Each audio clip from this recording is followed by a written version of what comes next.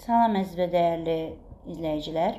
Bugün sizə mən kitabımı təqdim eləmək istəyirəm. Yəni kitabım haqqında heç belə video paylaşmamışdım. Lakin gördüm ki, ehtiyac var. Kitabın içində nələr var deyə maraqlanırsınız. Gəlin başlayaq kitab haqqında sizə məlumat verim. İlk öncə onu nəzərinizə çatdırım ki, kitabı əldə etmək üçün kitabı kitab mağazalarına şəklini göstərib ala bilərsiniz. Yəni şəklini göstərsəniz sizə həmin kitabdan gətirəcəklər. Çünki sayı limitlidir. Öncə onu nəzərinizə çatdırım ki, kitabımız 2 hissədən ibarət. Yəni kitabın içərisində 2 hissə var. Bir kitabın tərkibində 2 hissə var. Yəni 2 dənə kitab deyil, bir kitabın içərisində 2 hissə var. Birinci hissədə düşünün ki, nəzəriyyə hissəsidir. O hissədə sizə tərcümə metodları, zamanların situasiyada istifadələri, ondan sonra cümlə strukturunun quruluşu, yəni cümləmiz necə olmalıdır, tərcümə etməyin metodları, yəni tərcümə qaydası, Azərbaycandan ingilisə, ingilisdən Azərbaycana tərcümə eləmək üçün tərcümə yolları, sonra hər hansı bir hekayəni yazmaq üçün addım-addım hekayənin strukturu verilib birinci hissədə. İkinci hissədə isə bunun həmin orada öyrəndiklərinizin praktikası və yeni biliklər yer alıb. Gəlin biz tapşırıqlar hissəsində hansı addımları atacağımızı göstərək. Birinci, sözlər bir gün əvvəldən verilməlidir. Yəni sözlər dərsdən bir gün əvvəl verilməlidir. Yəni sabah keçəcəyiniz dərsi və yaxud növbəti dərsin sözləri bu dərsdən şagirdlərə verilməlidir ki, sözlər əzbərlənsin. Sonra isə sözlərin aid olduğu bu tapşırıqlar edilsin. Gördüyünüz kimi həmin sözlər mətnin içərisində Azərbaycan dilində verilib. Bu şəkildə gördüyünüz kimi Azərbaycan dilində verilib. Öyrəndikləri sözləri tərcümə edib mətnin tam şəkildə yazırlar və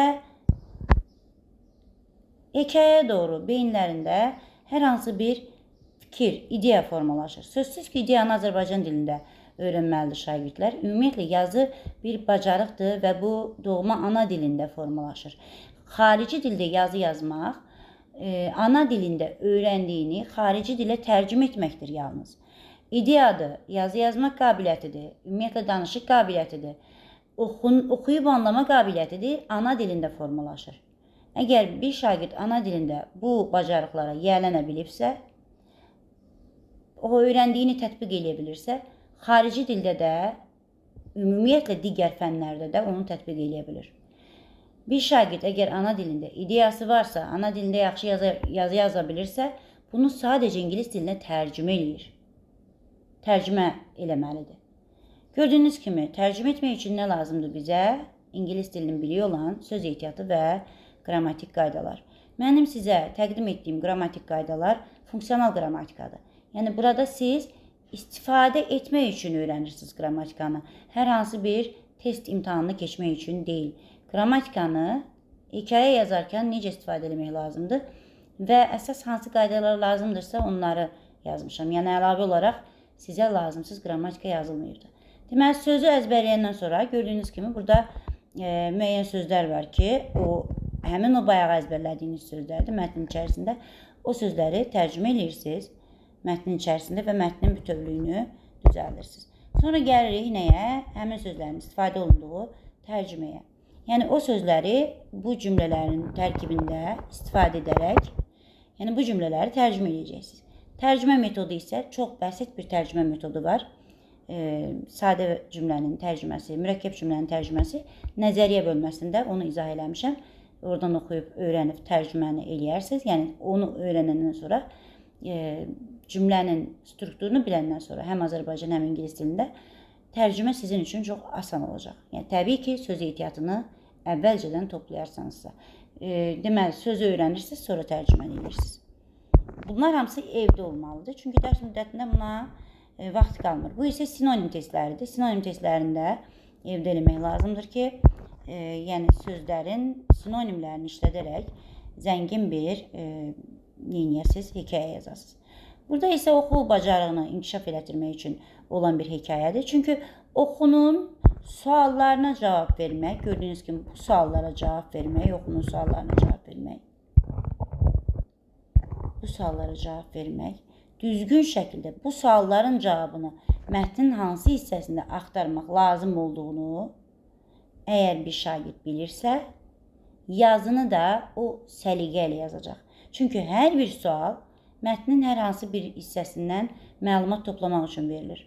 Ümumiyyətlə, mətn sizə dilin inkişaf etdirilməsi üçün, yeni məlumat ötürmək üçün verilir. Mətn sizə qrammatikanı düzgün istifadə etməyiniz üçün, yəni dilin biliyi olan qrammatikanı düzgün istifadə etməyiniz üçün verilir. Mətnin tərkibində yeni sözlər, yeni qrammatik strukturlar, ondan sonra danışığınızın sırasını düzgün şəkildə qurmağınız üçün mətn sizə təqdim olunur. Ümumilikdə mətn imtahanlarda danışığınızın, yazınızın sırasını düzgün şəkildə qurmağınız üçün verilir. Yəni, onlar görsünlər ki, siz sıranı bilirsinizmi? Nədən danışacağınızı birinci, o danışdığınız nədənsə danışırsınızsa onu geniş şəkildə izah edirsinizmi? Bunu əsas hissədə verirsiniz. Sonra isə ümumi şəkildə yekun öz fikrinizi deyə bilirsinizmi? Mətn sizə onun üçün verilir və mətnin strukturunu dərin şəkildə öyrənmək üçün mətn testləri də salınıb burada ki, sualları düzgün şəkildə mətnin içərisində tapıb, mətnin hansı hissəsində nəylər yerləşməlidir, onu əvvəlcədən bilərsiniz ki, yazınız da daha akademik olsun.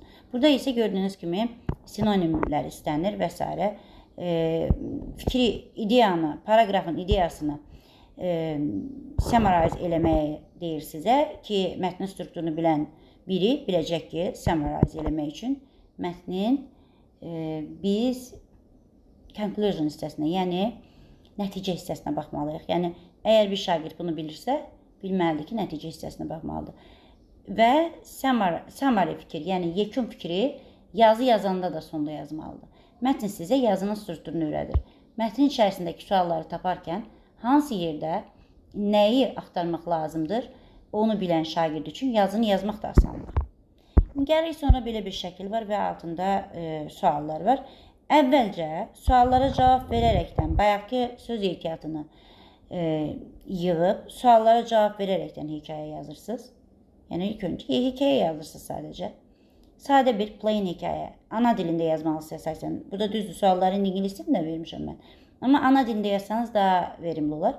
Əvvəl ana dilində yazırsınız hekayənizi. Hekayəni yazdıqdan sonra içərisindəki bilirsiniz ki, hekayə keçmiş zamanda yazılmalıdır. Keçmiş zamanda situasiyanı düzgün vurğulayıbsınızmı, onu bu qaydalarla öyrənirsiniz. Hansı ki, bu, yəni, hansı zaman Azərbaycan dilində hansı zamana uyğun gəlir? Mən Azərbaycan dilindəki bir fikrimi ingilis dilinə tərcümə edərkən keçmiş zamanda hansı zaman, nə zaman istifadə eləməliyəm? Onu burada qeyd eləmişəm. Yəni, siz konkret olaraq bunu oxuyandan sonra görəcəksiniz ki, zamanları düzgün istifadə edirsiniz. Dediyim kimi, hələ ki, Azərbaycan dilində yazdığınız esseni saxlayırsınız.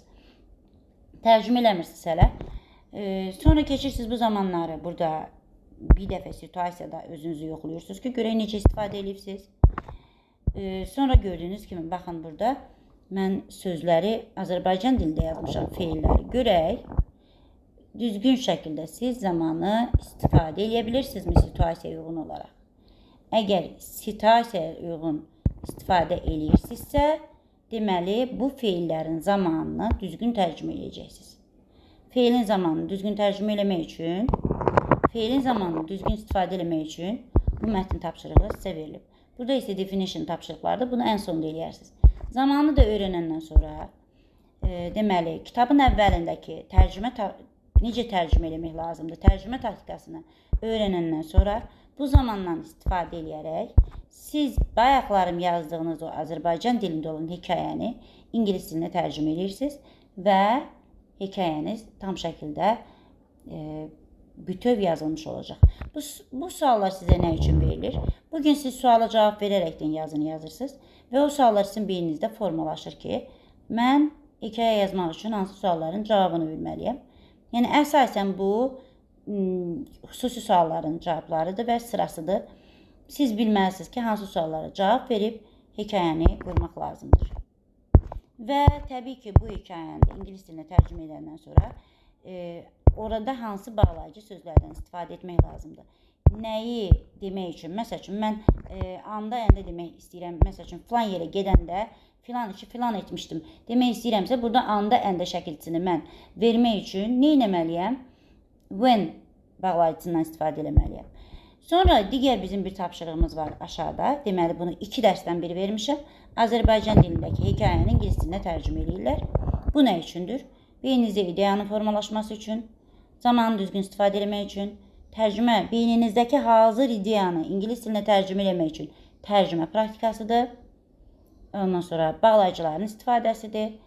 Punctuation, yəni durğu işarələrindən düzgün istifadə etmək qaydasıdır. Hamısı burada bu hekayəni tərcümə edərkən öyrənəcəksiniz. Kitabın içərisində mən sizə 1-ci və 2-ci dərsləri göstərdim. Nəzəriyyədə, mütləq şəkildə nəzəriyyədə öz praktikanızı toplayıb, sonra praktik hissəyə keçmək lazımdır ki, kitab sizin üçün əlverişli olsun. Bu qədər. Hər bir kitab əldə edənlərə məsləhətim odur ki, mənimlə əlaqə saxlasınlar. Mənim əlaqə nömrəm 051 525 77 79-dur. Mənimlə əlaqə saxlayın ki, mən sizə kitabın cavab PDF-ini yollayım. Bu qədər. Sağ olun, sağlıqla qalın.